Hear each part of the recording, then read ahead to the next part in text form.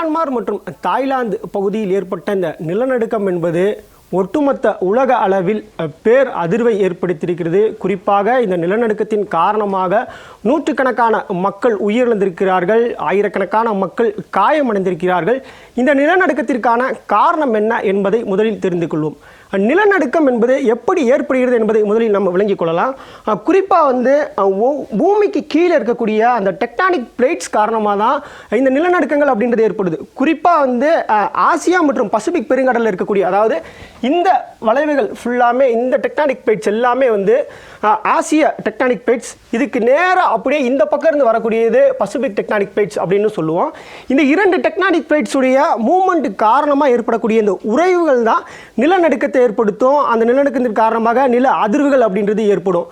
இந்த நிலநடுக்கங்கள் 3.5க்கு கீழேயோ இல்லை 5லிருந்து அதுக்கு கீழே இருக்கும்போது உணர்வுகள் மட்டும்தான் தெரியும், பெரிய அளவிற்கான பாதிப்புகள் இருக்காது.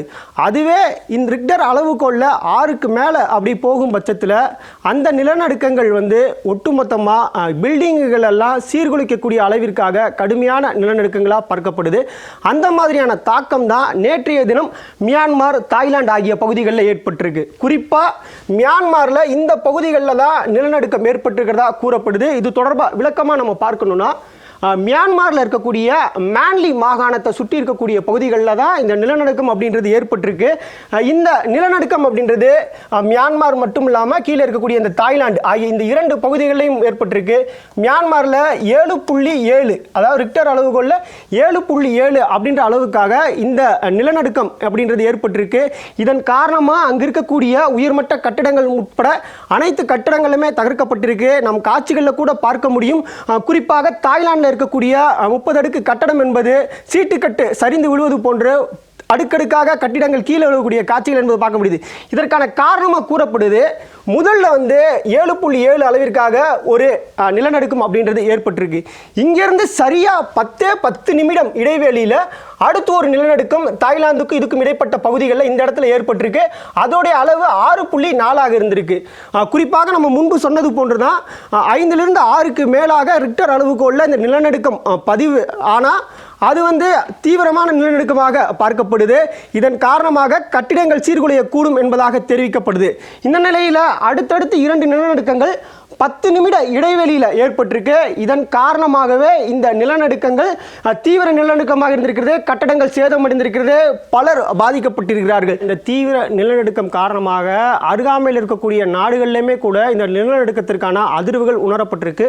குறிப்பாக மியான்மர், தாய்லாந்து இதனை சுற்றி இருக்கக்கூடிய நாடுகளாக பார்த்தோம்னா வியட்நாமாக இருக்கட்டும், இந்தியா, சைனா ஆகிய இந்த நாடுகளிலையுமே கூட இந்த நிலநடுக்கம் அப்படின்றது உணரப்பட்டிருக்கு. குறிப்பாக இந்தியாவில் ரிக்டர் அளவுகோல் 2.5க்கும் கீழே தான் இந்த ரிக்டர் அளவுகோல் அப்படின்றது பதிவாயிருக்கிறதா கூறப்படுது. இதனால் பெரிய அளவிற்கான பாதிப்புகள் அப்படின்றது இந்தியாவில் ஏற்படுவதற்கான சாத்தியக்கூறுகள் கிடையாது.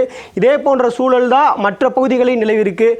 குறிப்பாக ரிக்டர் அளவுகோல்ல நம்ம முன்பு சொன்னது போன்றதான் 5க்கு மேலே இருந்தால் மட்டுமே கட்டிடங்கள் சீர்குலையக்கூடிய அளவிற்காக பாதிப்புகள் என்பது ஏற்படும். மியான்மர், ஜப்பான் உள்ளிட்ட இந்த பிளேட்லெட் வளைவுகள் இருக்கக்கூடிய இந்த நாடுகள் எப்போதுமே நிலநடுக்கங்கள் ஏற்கனவே அதிக அளவுக்கு ஏற்படக்கூடிய பகுதிகளாகவே பார்க்கப்படுகிறது. ஜப்பானில் கடந்த 2011 ஏற்பட்டக்கூடிய அதிதீவிர நிலநடுக்கத்தின் காரணமாக ஆயிரக்கணக்கான உயிர்கள் பறிபோனது, அந்த சம்பவங்கள் நமக்கு நினைவில் வரும். தற்போது அதே போன்ற ஒரு பயங்கரமான நிலநடுக்கம் என்பது மியான்மரில் ஏற்பட்டிருக்கு. அவர்கள் அனைவரையும் மீட்க வேண்டும் என்பதற்காக அந்நாட்டு இராணுவம் உள்ளிட்ட மீட்பு படையினர் தீவிரமாக மீட்பு பணியில் ஈடுபட்டு வர்றாங்க. அந்த நாட்டிற்கு உதவுவதற்காக இந்தியா உள்ளிட்ட அண்டை நாடுகளும் தற்போது கை கோர்த்திருக்கிறது. அவர்களுக்கான நிவாரணப் பொருட்களை வழங்கி வருகிறார்கள். மிக விரைவில் மியான்மர், தாய்லாந்து தங்களது இயல்பு நிலைக்கு திரும்ப வேண்டும் என்பதே அனைவரது எண்ணமாக இருக்கிறது.